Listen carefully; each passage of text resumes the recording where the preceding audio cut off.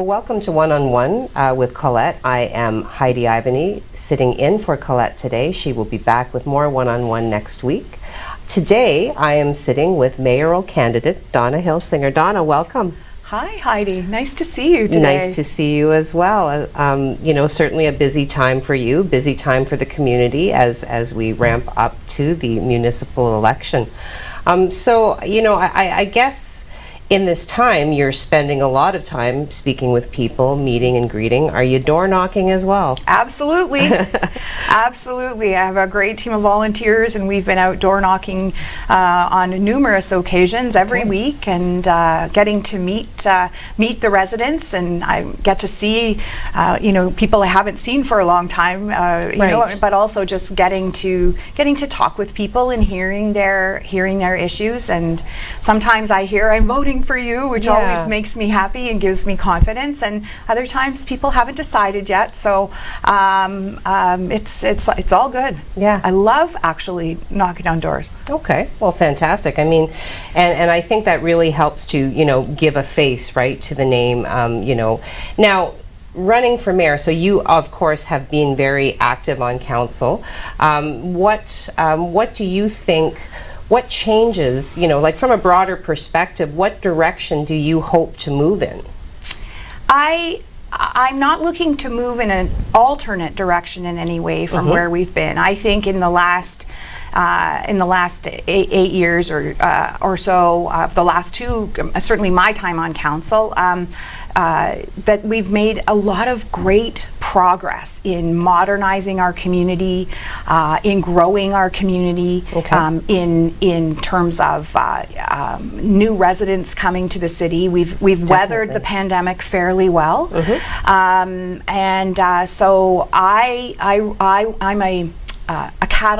want to be a catalyst. I want to have a strategy for growth. I think it's really important that we see our community grow, so that we can grow our assessment base, so that we can invest in new services and new amenities for our residents, and also to be very fiscally responsible, but also socially responsible. Our community has, like many, has a lot of needs in terms of social responsibility that we need to undertake. So I'm looking at how we drive those two agendas together: that growth, that fiscal responsibility, and looking after people. Right, and I think too, hearkening back to, the question about direction, certainly the incumbent council, mayor and councillors, have inherited some sizable projects that are underway and obviously will not be completed, before the next term. So let's talk then about the downtown plaza. Let's talk about, because certainly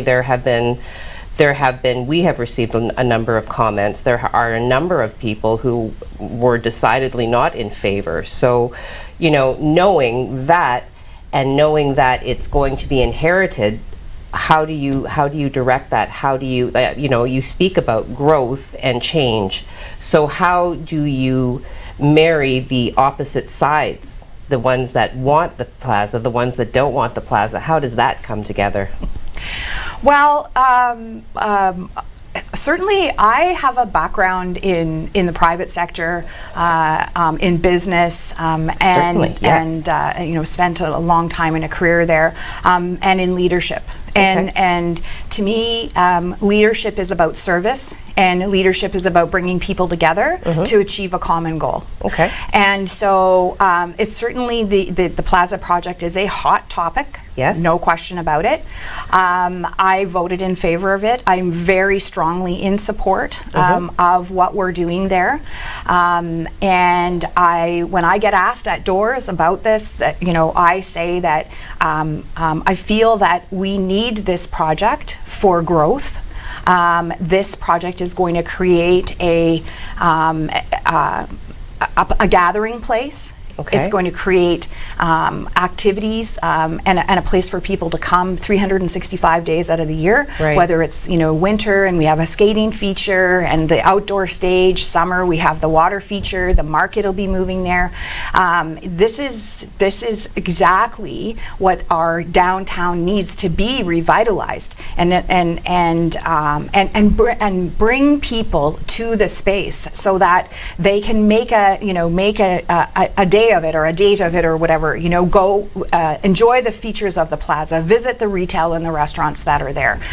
Certainly from a tourism visitation perspective as well, connecting Queen Street through the lower part of March Street, which would be connected or constructed what's called a Woonerf, which is a space that's walking, so you would be able to walk from the waterfront up Lower March Street, up into the plaza area, across Bay Street, which is now really made the downtown on that side more quaint, more special feeling. There's more flowers, there's lighting. We don't have 4 lanes of traffic with cars whizzing by. Right. So we're creating this sense of place. We're creating this space where people can come together, and it is, for me, why I'm so strongly in support of this is, we have to do something. Right? If we leave the space the same, we're going to have the same results. We're going to have, less traffic in the downtown, and it's important for a progressive community and a culturally vibrant community. You have to have it happening downtown, and we're very grateful. And I want to recognize the private sector who has invested many, I would assume, millions of dollars in retrofitting the insides and outsides of several buildings downtown, many of them, and it's changing. It's changing how it looks, and it's changing how it feels. Right. And we just can't. The status quo isn't going to give us growth. It's not going to give us. It's not going to give us progress. So going back to how do you bring the two sides together? I'm always frank about why I support this project, and I'm asking people. We're obviously we have to wait to see what happens. But I can tell you in other communities, Thunder Bay is a perfect example of it, where they undertook a $22 million investment on their waterfront and in their downtown space to help revitalize. 400 jobs were created out of that project. Over $1 million of new assessment in taxes, or new assessment, I'm sorry, was created. And that's about growth. And 365 days of the year, there's activity there. There are people there. There are people recreating there. New businesses have opened, obviously, because so these are good things to do. And I ask that those folks who are unsure or very much against to let's give it a chance and let's come together and see. Well, I mean, I think at this point, with everything having been approved, there was the special meeting that was called to finalize the funding and to decide to approve the contracts attached to the relocation of the mill market. I think that, in the comments that I've been mediating, that I've been hearing, there are a number of people, not just against the project as a project, but the allocation of significant community funds towards a project that could be deemed somewhat frivolous in some measure when you compare it to the needs of people who can't afford housing, when you compare it to the needs of people who are grappling with opioid addiction, people who have lived for years in neighborhoods that are now rife with criminal activity. So how do you respond to that? So the funding that we used to fund the project, if you will. I just want to go back to one thing with regards to that project, and then I'm going to answer your question. Sure.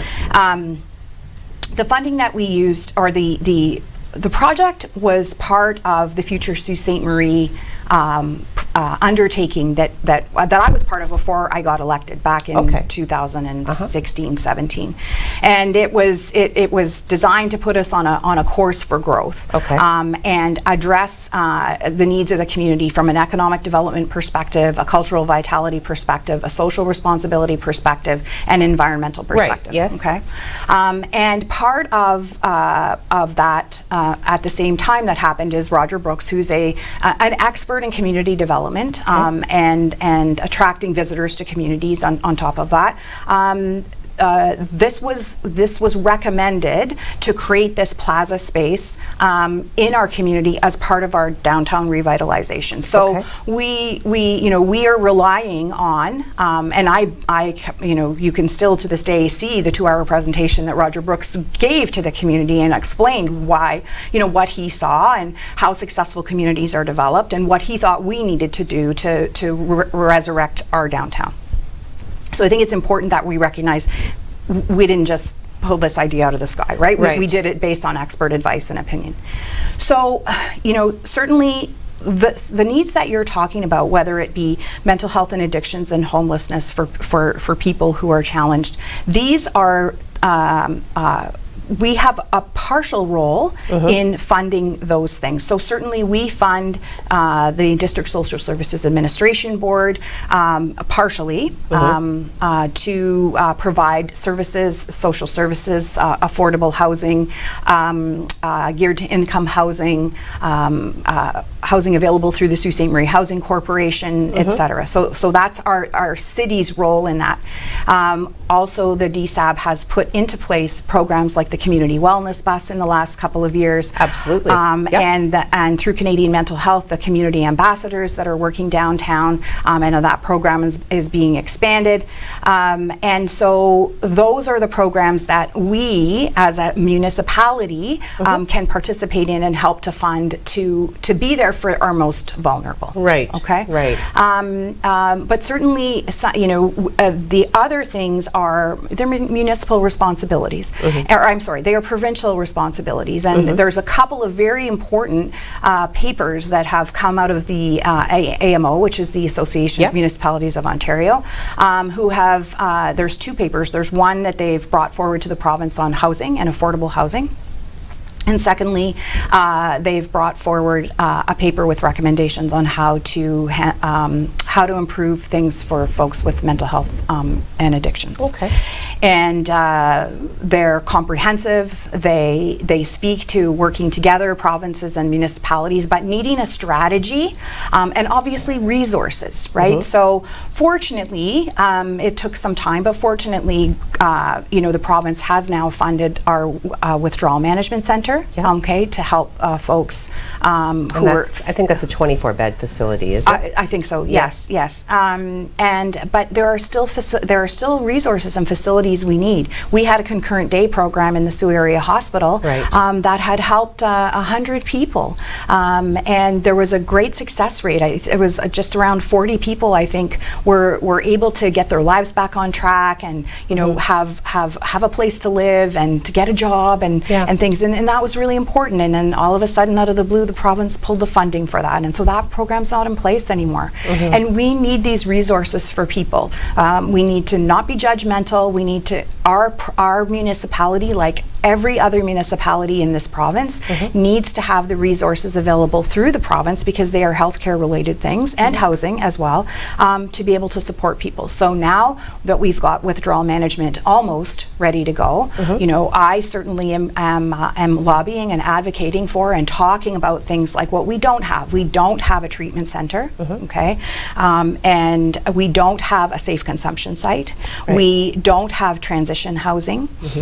These are the services that are proven to support people over the long term, and where we can partner with organizations to help these things happen. Absolutely, we would want to do that, but we need the province to come to the table. The big city mayors asked urgently for the province to meet with them to address these issues and to create a strategy. And so, and we did the same. We said, let us come to that table, or let us have our own table, for cities in the north. We all need that. So And I think that, when we're talking about these bigger issues, the opioid crises, the lack of affordable housing, what I am seeing in a lot of the statistical information that's coming out, there is an invisible demographic, right?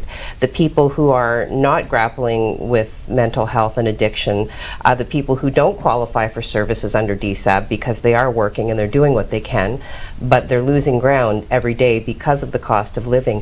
What would you say to those people? It's tough. It's really tough. On the housing side, we need more affordable housing. We talk about the missing middle, right? Those, as you just mentioned, I think that might be what you're referring to with people there who don't qualify for subsidized housing in some way, and where, certainly with inflation these days, it's really tough. And I think that we have to be very supportive and innovative about how we can add to our housing complement here in Sault Ste. Marie that is affordable. We can do things like reduce red tape at City Hall relevant to development. We can look at where we can sell city land potentially, where housing density and affordable housing can be affordable housing, transition supportive housing, can be built. I think overall and this is currently being addressed to a certain extent, but actually creating a community improvement plan within the city that can address potential incentives and like a strategy around how we can fill those needs for folks, because there are a lot of people who are struggling, and the municipality has a certain role within that, and housing there are things that we can do to help. So, okay. Now, having said that, I have read there has been information put forward with regards to some developers, I believe in the East End, who have been lobbying or applying for exemption from this affordable housing bylaw. How does that happen amid, an affordable housing crisis?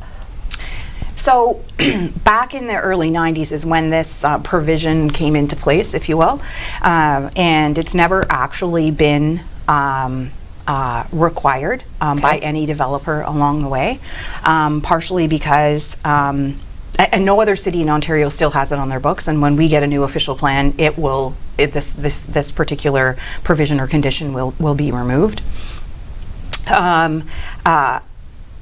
By the way affordable housing is measured in terms of dollars, we have housing stock that is available at and below that affordable housing rate, number one. And then number two, developers will say, if I'm required to build 30% of my housing and rent it out at less than market rent, I can't afford to build it.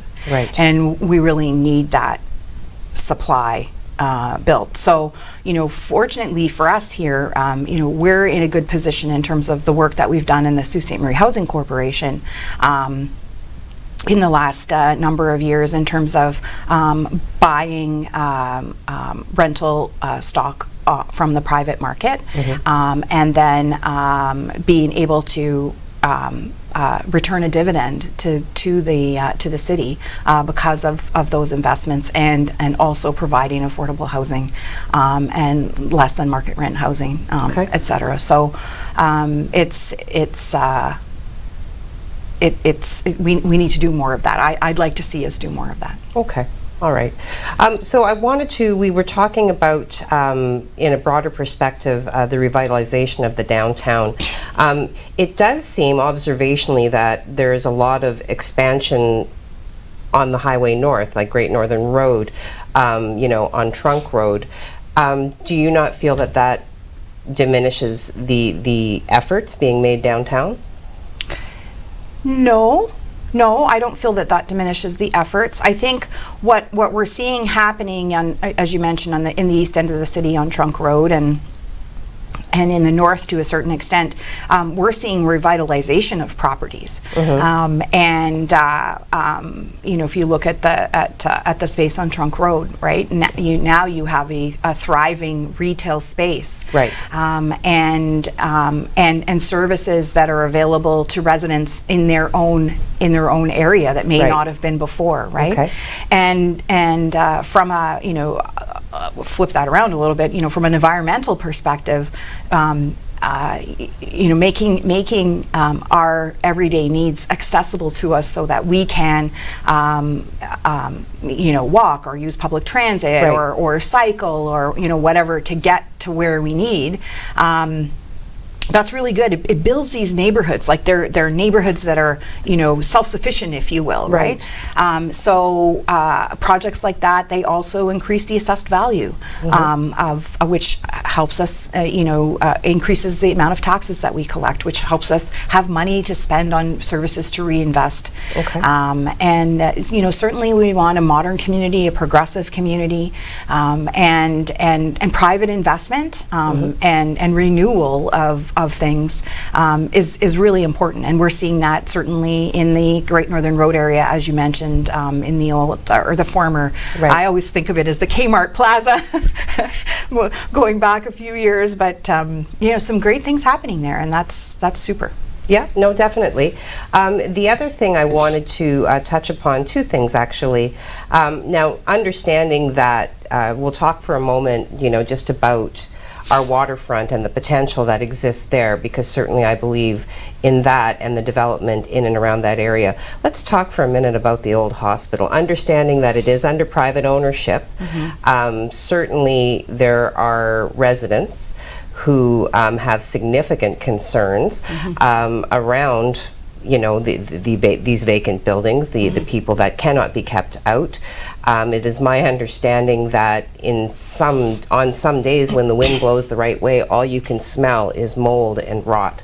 So to those constituents, what is the role? Like, I know that the municipal government is somewhat limited because it is privately owned, and there are bylaws that, from the information I receive, the owner is compliant, but it doesn't appear that he's compliant, or she, or who, the conglomerate that owns it. So what's next there? So it is the responsibility of, where bylaws are being violated, if you will, okay? It is a responsibility of our bylaw enforcement folks and our legal department to ensure, and there's processes in place for these things, sure, to ensure that where there are infractions, that those things are corrected. And I know that particular file is very close at hand to, because there are concerns. Certainly I'd like to see it addressed by the owner of the property more expeditiously than it's actually happening. Right. And the management of that is within the authority, if you will, of the bylaw enforcement staff and the legal team. So they are acting in accordance with our procedures. Okay. And I certainly hope to see things rectified there. Okay, but so there's no real immediate sort of plan to remedy the situation that can be shared at this time? I don't know. You don't know. I don't know as of this moment today what discussions or what is happening between the owner of the property, okay, and bylaw and legal. I just know that they're involved in ensuring that anything that is anything that is required to be done, or anything that's an infraction, is addressed. Okay. And then the one last thing, I like to kind of end on a high note. So the Downtown Association very recently announced an exciting, from my perspective, an exciting new program, the Zero Vacancy Program.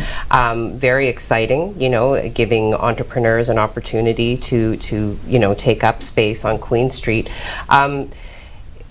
Does the municipal government, what role do they have in supporting these sort of programs? Is the municipal government involved in that, or because it seems like it goes hand in hand with what you're saying about revitalizing the downtown?